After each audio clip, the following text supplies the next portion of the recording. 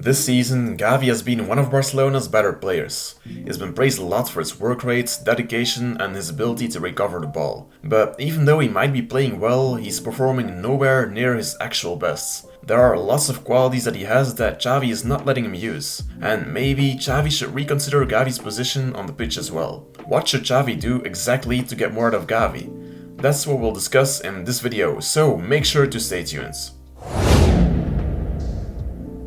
The main problem that's limiting Gavi from performing at his best is his position at left wing right now. Why is this a problem? Well, think about Gavi's biggest qualities. He's great at recovering balls and reading opposition passes, he's great at retaining the ball when players put him under pressure, he's great at playing the ball out from the back because of his ball control and his awareness of where the players around him are, he can dribble forward with the ball as well, and he can be creative in attack and set up an attack himself.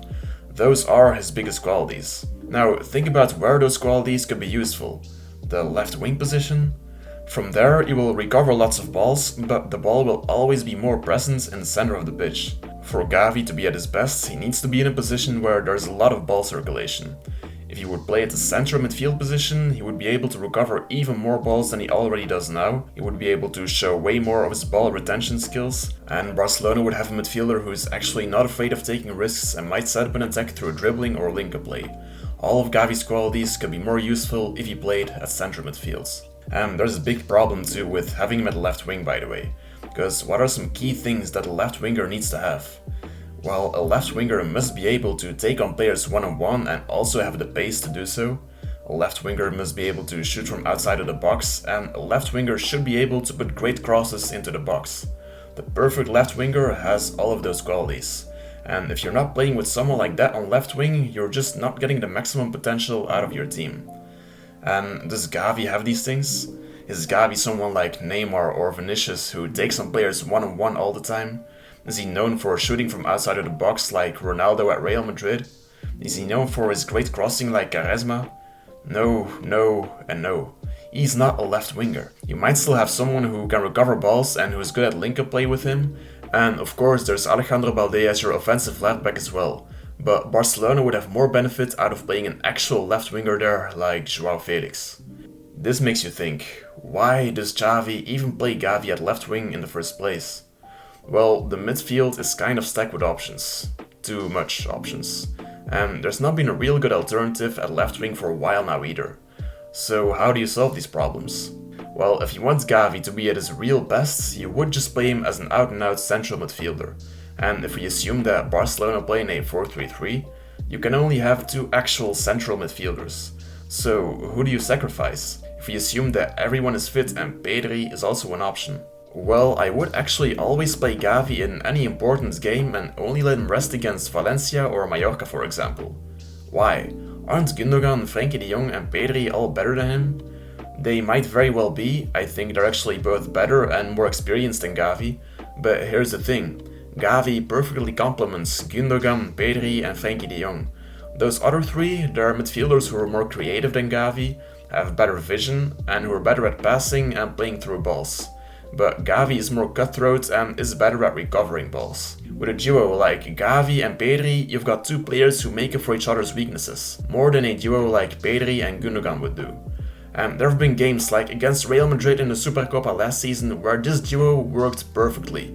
So in the very biggest of games, I think it's not a bad idea to give Gavi a starting spot, even if it means that another big name will be benched.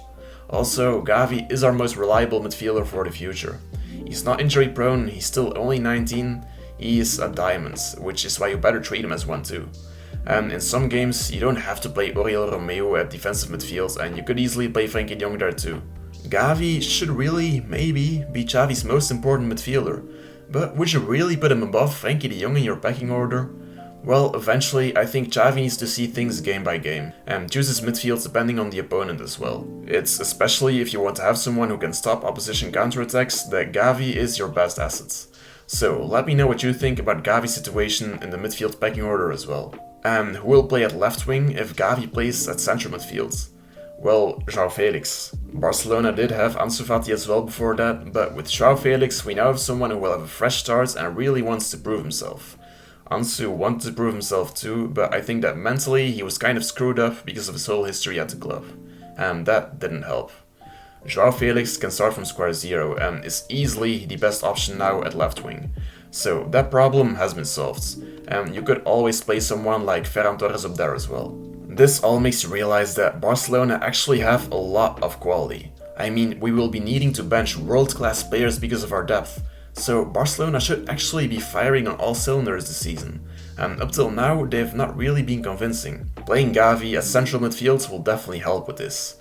You will have an actual left winger who will get the most out of that position like Joao Felix, and for Gavi, more of his potential will be fulfilled because he will be more involved in the whole game, both defensively and offensively. That's how both Gavi and Barcelona can become a lot better if Xavi would just make that small change. And big players might need to be benched sometimes, but believe me when I say that this is worth it. That was it for today's video. Make sure to leave a like and subscribe if you enjoyed it, and feel free to share your own opinion in the comments down below. Força Barça, Força Gavi, and have a good day.